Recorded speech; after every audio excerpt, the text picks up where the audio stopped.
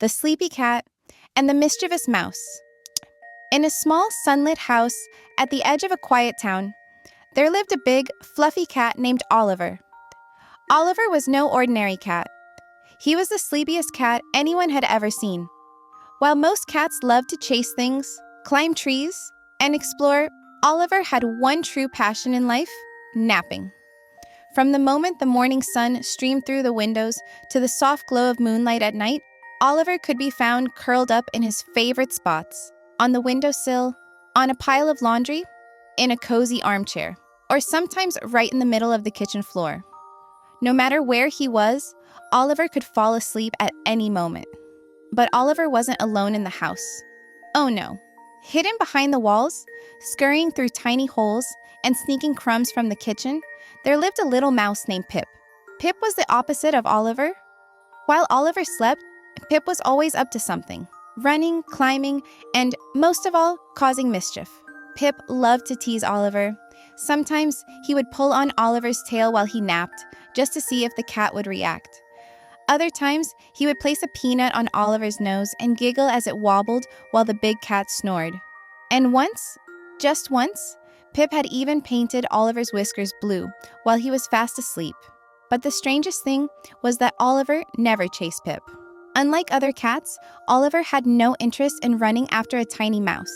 In fact, Oliver found Pip's little games rather amusing when he was awake enough to notice. "Go ahead, little mouse," Oliver would mumble sleepily whenever Pip tried to get a reaction out of him. "Just let me sleep." One day, Pip decided to play his biggest prank ever. He found a long piece of yarn and gently tied it around Oliver's paw, then looped the other end around a rolling ball of cheese. With a quick tug, the ball of cheese rolled forward and pulled Oliver's paw with it. Oliver, still half asleep, lifted his head in slow confusion. Pip giggled. "You're chasing cheese, Oliver." Finally acting like a cat, Oliver yawned. "Chasing? That's too much work." And with that, he flopped back down into his nap. But Pip had another plan. That night, while Oliver snored away, Pip gathered tiny pebbles and lined them up in a trail leading straight to the kitchen.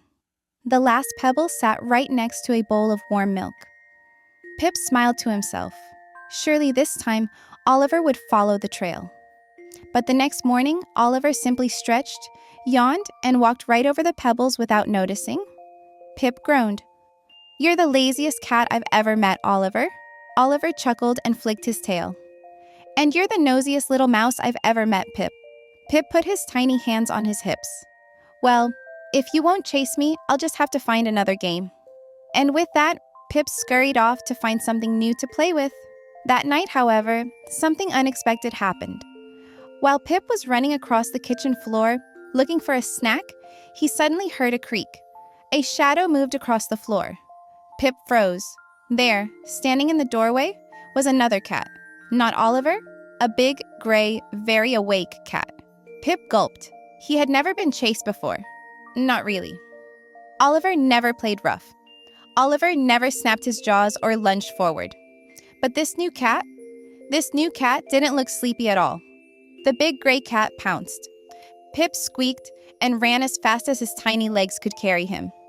He zipped under the table, around the kitchen chair, and into the living room. He needed a place to hide. Fast. Oliver was lying on his favorite armchair, snoring softly. "Oliver," Pip cried, "wake up. There's a cat chasing me." Oliver lazily opened one eye. "Another cat?" "Yes," Pip panted, hiding behind Oliver's tail. The gray cat slinked forward, eyes fixed on Pip. But before he could get closer, Oliver stretched out his long paw and let out a big, slow yawn.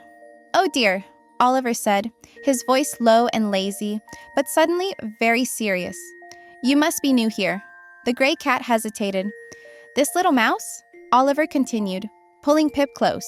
"He's my mouse, and I don't like being disturbed." The gray cat twitched his whiskers. You're not even awake." Oliver blinked slowly. "I may be sleepy, but I never let anyone mess with my friend." The gray cat took a step back. Oliver didn't look like much of a threat, but something about his calm, confident voice made the gray cat unsure. "Pip, still catching his breath, peeked out. Yeah, you tell him, Oliver. Oliver gave another long yawn and flicked his ear. Now, if you don't mind, we'd both like to get some sleep. The gray cat let out a huff and backed away.